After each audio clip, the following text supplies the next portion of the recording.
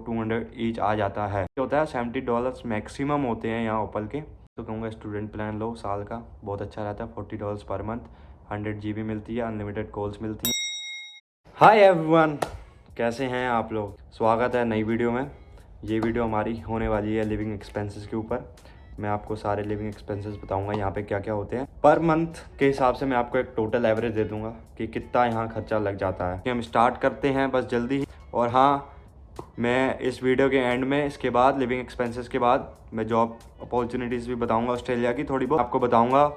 Per month के हिसाब से एक अप्रोक्स अमाउंट दे दूंगा मैं तुम्हें, यहाँ कितने पैसे लग जाते हैं, कितना खर्चा हो जाता है एवरी मंथ। बाय वन करके सब कुछ कवर करूंगा, तो बने रहिए इस वीडियो में। और हाँ, सब्सक्राइब कर दो, बेल आइकन पे क्लिक कर दो, नई नई वीडियोस आती रहती हैं। सबसे पहले जो मेन चीज़ आती है हमारी यहाँ पे वो है रेंट। सबसे ज़्यादा खर्चा हमें रेंट का ही पड़ता है। तो जो रेंट है वो हमारा 150 से 250 300 तक पड़ जाता है एवरी वीक। डिपेंड है कि हम कैसे घर में और या फिर रूम में रह रहे हैं, क्योंकि हम किसी के पास रेंट पे ले रहे हैं या खुद लीज पे लिया, तो ये बहुत डिपेंड करता है। और फॉर एग्ज़ाम्पल अगर मैं अपना बताऊं तो हमारे खुद की लीज़ है और हमारे घर का रेंट है $600 और 3 रूम है तो 200 ईच आ जाता है। ठीक है, एक मास्टर बेडरूम है। अगर मास्टर बेडरूम में 2 जने रह सकते हैं तो उस हिसाब से मास्टर बेडरूम का मिला के कम हो जाता है रेंट फिर। ठीक है, रूम वाइज डिवाइड होता है रेंट हमेशा, तो रेंट ही सबसे ज़्यादा पड़ता है। एक एवरेज $200 लेके चलते हैं हम एवरी वीक का, तो यही हमारे $800 हो जाते हैं एवरी मंथ के। इसके बाद जो हमारा आता है वो आता है बिल्स, जो कि जिसमें water bill, gas bill, electricity bill और वाईफाई बिल सब होता है, चारों चीज़ों का। ये हमारा मैं बताता हूँ 3 मंथ्स का एवरी ईच बिल $150 समथिंग आ जाता है, जो कि अगर डिवाइड किया जाए 3 मंथ्स मतलब 1 मंथ का $50 अभी सब में डिवाइड भी होगा, तो जो कि देखा जाए तो $20-25 ईच बिल आता है एवरी मंथ का। तो ये ज़्यादा हमें नहीं पड़, कुछ भी नहीं है। और इसका अगर हम एक एवरेज लेके चलें तो ये होता है $100 पर मंथ का पड़ जाता है बिल्स वगैरह का। ठीक है, उसके अलावा जो इसके बाद मेन चीज़ आती है वो आती है हमारी ग्रोसरी। ठीक है, ग्रोसरी जो है उसका अगर हम घर पे ही खाते हैं तो अच्छा रहता है। वैसे घर पे खाना अच्छा रहता है, हेल्दी खाओ, घर पे खाओ। बाहर का बहुत ऑयली होता है और ज़्यादा टाइम बाहर से खा नहीं सकते, बोर हो जाओगे। ठीक है, तो इसका जो हमें पड़ता है एवरेज $80-100 पड़ जाता है हमें। ठीक है, पर वीक का। अगर घर पे ही खा रहे हो सब कुछ, आटा चावल सब कुछ, बहुत कुछ होता है यार घर पे खाने के लिए। ठीक है, अगर आप प्रॉपर डाइट खाते हो अपनी, तो क्योंकि कई लोग बाहर से खाते हैं। और हाँ, अगर आप सोचते हो टिफ़िन लगवाने की, तो टिफ़िन सर्विसेज होती हैं यहाँ पे, बट कितना टाइम ही खा लोगे। रिपीट एंड रिपीट पे सब्जी आती है, रिपीट एंड रिपीट पे वही चीज़ें खाओगे और बाहर का इतना टेस्ट भी नहीं आता। जो घर का टेस्ट है वो घर का ही टेस्ट है। तो इन एवरेज हम लेके चलते हैं ग्रोसरी का $75 समथिंग। ठीक है, पर वीक का। तो हमारे टोटल $300 पर मंथ का हो जाता है ईज़िली।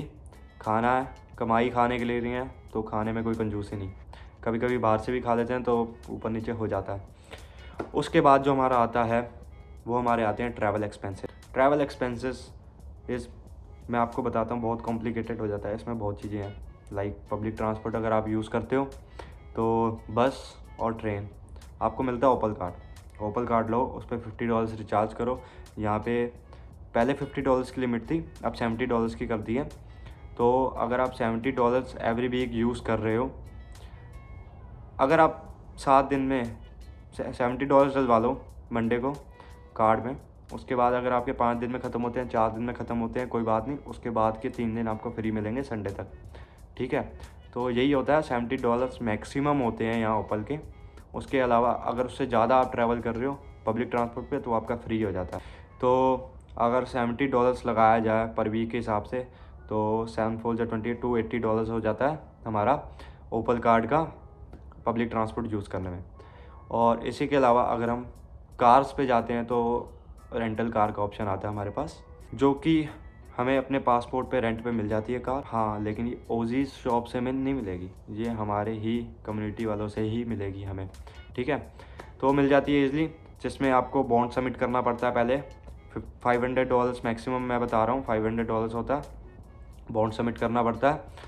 उसके अलावा आपको इसका जो रेंट पड़ता है वो डिपेंड्स ऑन कार कि आप कैसी कार रेंट पे कर रहे हो। 150, 250 या 300 तक भी चले जाता है, ठीक है। तो हम इन एन एवरेज अगर हम लगाएं 150, 200, 180 या 200 पड़ ही जाता है, ठीक है, in an average every week का। तो अच्छा है क्योंकि उसमें कॉम्प्रिहेंसिव इंश्योरेंस कवर होता है एवरी रेंटल कार का, तो वो अच्छी चीज़ है, ठीक है। और हाँ, एज पे भी डिपेंड करता है। अगर आपकी एज छोटी है 21, 20 है तो आपको 190 में कार रेंट पे मिले, और वही तुम्हारी एज 24, 25 है तो वो 10, $20 कम हो जाते हैं, ठीक है।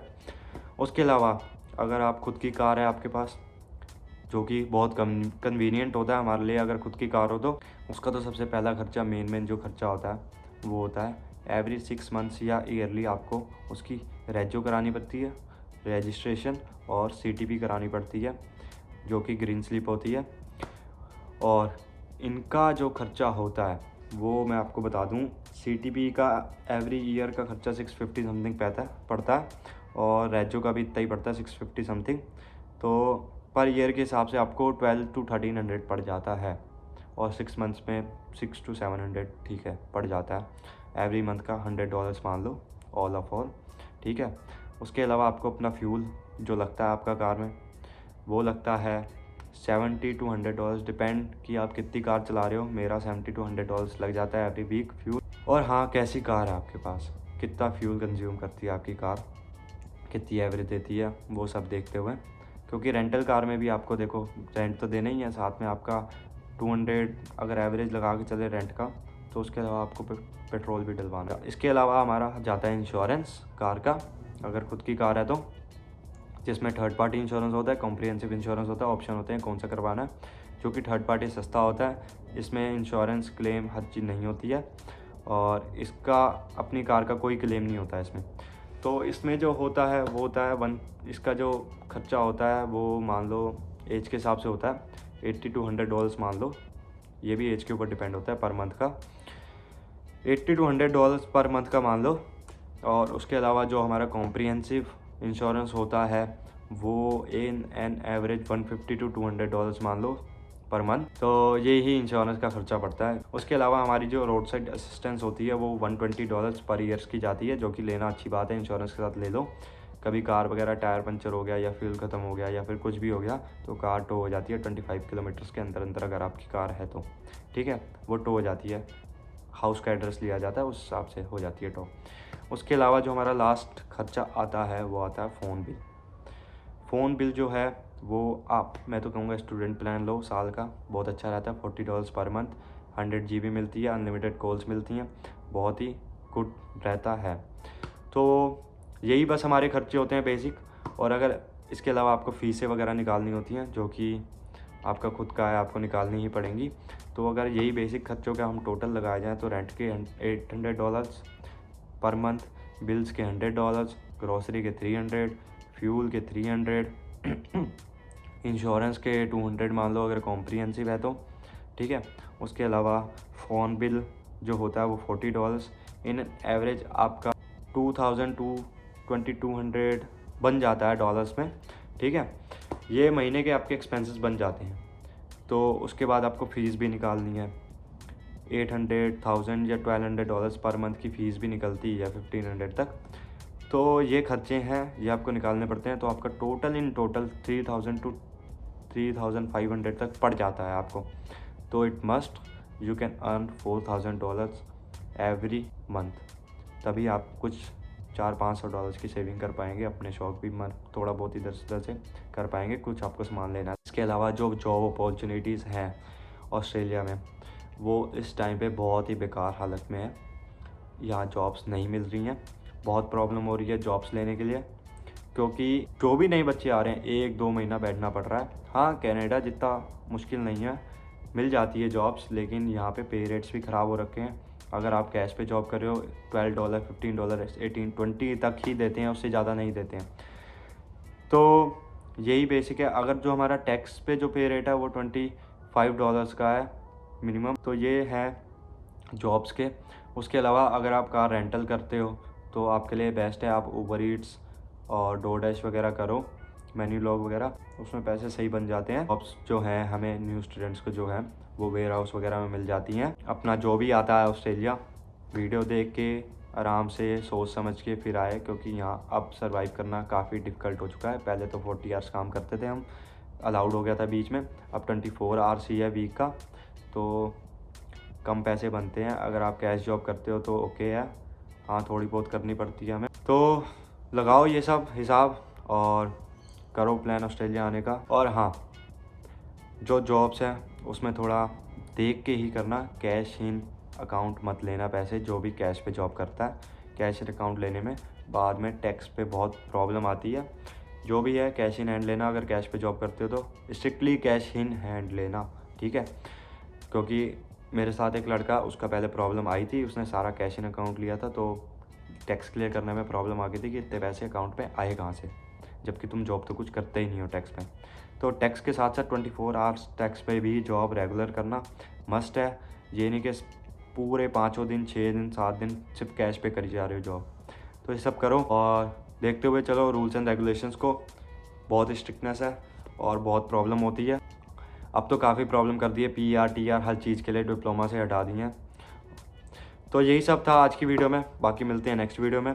Thank you and bye bye. Channel को सब्सक्राइब कर लो, वीडियो को शेयर कर दो, लाइक कर दो, और मिलते हैं अपनी नेक्स्ट वीडियो में। Bye bye.